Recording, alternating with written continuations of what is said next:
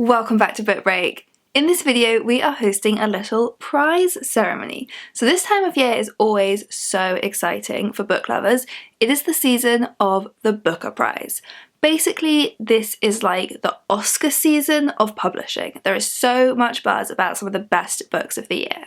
At the time this video is going up, we are just a few days away from the big reveal, the winner of the 2021 Booker Prize, and we are all on tenterhooks. But we also wanted to celebrate some of the other incredible novels that didn't make it onto this year's longlist or shortlist.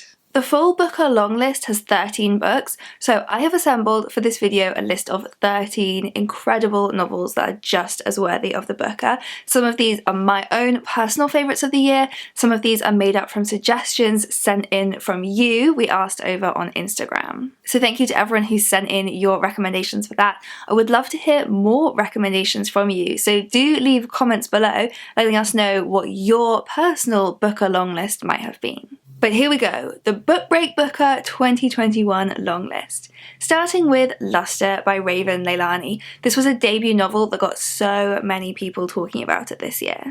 It was longlisted for the Women's Prize, but I really think it could have been Booker material as well. It's a novel about relationships, about youth, and about race. It's funny, but it's also pretty painful and brutal watching Edie, the main character, get caught up in this very tangled relationship with a white man who is in a semi-open marriage. He has an adopted black daughter who doesn't really have any other black role models in her life other than Edie. She doesn't even have anyone to show her how to do her hair.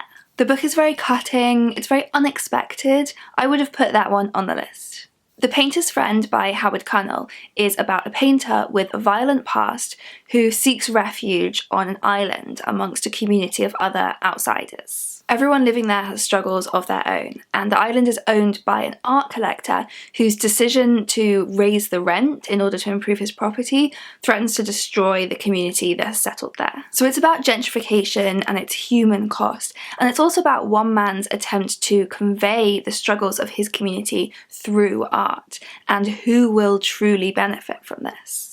The Other Black Girl by Zakiya Dalila Harris would have been a great one. There's a bit of an in-joke that movies about Hollywood always win Oscars, so you would think that books about publishing would always win the Booker. This book is about Nella, who is a young editorial assistant at a major publishing house, and she is fed up of being the only black employee and all of the microaggressions that go along with that. So she is thrilled when another black woman joins the team, a woman called Hazel. But soon things start to go wrong, and Nella and Hazel start to be pitted against each other, with Hazel being the clear office favourite. And then this book becomes a thriller / social commentary when Nella starts receiving threatening messages. The Lamplighters by Emma Stonex is a really unusual mystery based on a true story. So it's inspired by a story where 3 men went missing without a trace from a lighthouse.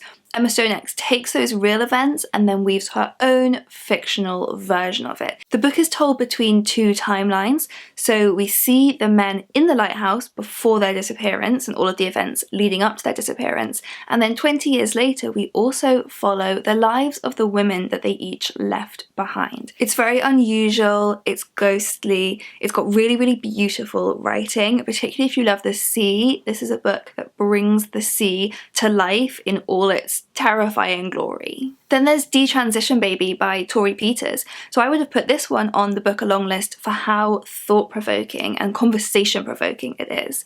This is a story about 3 characters and their intertwining lives. Reese is a trans woman who is still not over her relationship with her ex-girlfriend Amy, who is another trans woman but who has since detransitioned and is now living as a man called Ames. Ames is now in a relationship with a cis woman called Katrina, who he has recently got pregnant, not knowing that he still had the ability to do that. And so all 3 characters struggle with their new roles they're going to take, deciding for reasons that are so complicated you will have to read the book to understand that they may want to raise this child together as a 3-parent unit. The book is simultaneously so accessible and so readable, but also so challenging in terms of its ideas. It really makes you scrap all of the assumptions that you had so far about gender and start again, and I think that is prize-worthy in itself. What Strange Paradise by Omar El Akkad is an incredibly moving book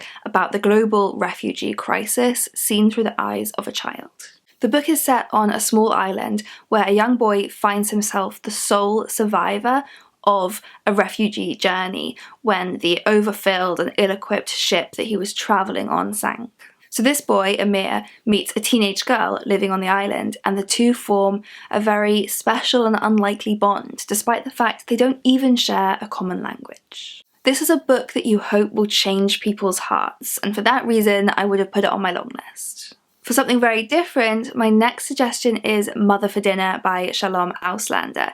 This is a book that is designed to shock you. It's a book about cannibalism.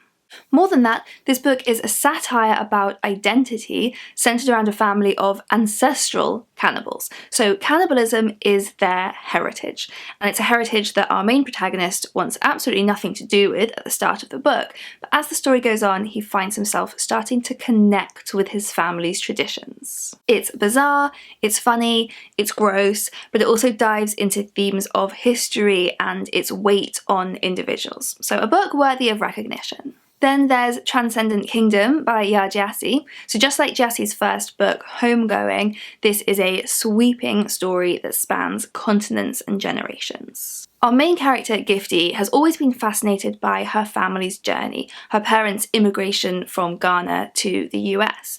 But far from the romantic mythology that she has placed on this story, the reality of the hard immigrant life living in the American South has destroyed her family's lives. And in tracing her history, Gifty finds that the roots of her family's shared trauma reach back further than she ever imagined. Of Women in Salt by Gabriela Garcia is another sweeping novel.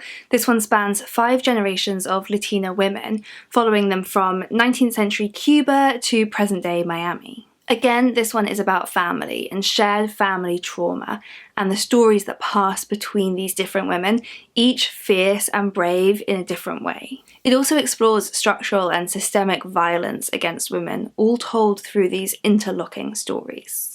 Then there's The Pull of the Stars by Emma Donoghue. I would have put this one on the list for the mirror that it held up to the world. So this was a book about a pandemic, but not the current pandemic we're in. This is set 100 years ago. It's set in Dublin, in a hospital, and it just spans 3 days, so very different from the last few sweeping novels I've been recommending. This one is just 3 days on a maternity ward.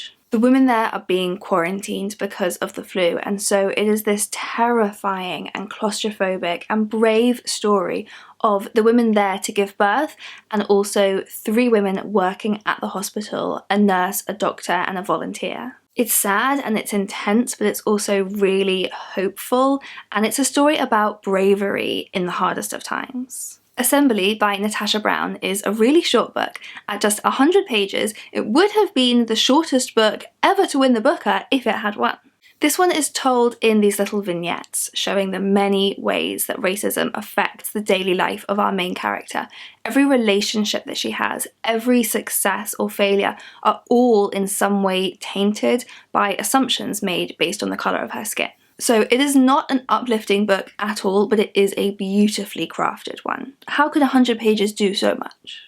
Then there's Harlem Shuffle by Colson Whitehead. Colson Whitehead has been longlisted for the Booker before, in 2017 for the Underground Railroad, and a few of you submitted this as another book worthy of the same recognition. Harlem Shuffle is a thriller set in 1960s Harlem, following a small-time crook who becomes embroiled in a heist. And every book that you get from Colson Whitehead does something a little different. A crime novel is a departure for him, but once again, just like with all of his previous books, Whitehead manages to expand the usual genre categorizations. And finally, the most popular one sent in from you was The Prophets by Robert Jones Jr. This book is a love story set in an extremely bleak landscape. It's set on a plantation, and it follows the romance between 2 enslaved men, Isaiah and Samuel. They are the focus of the story, but you also hear from so many secondary characters who are each given a voice, a personality. Jones creates this incredible universe filled with characters that feel completely real. So, from that long list, who would you vote to win the Book Break Booker? Let us know in the comments below, along with your own recommendations for your own Booker long lists. I will also link here to a video we made in the past with our alternative Oscars list, so you can come to another of our prize ceremonies, and I'll see you next time.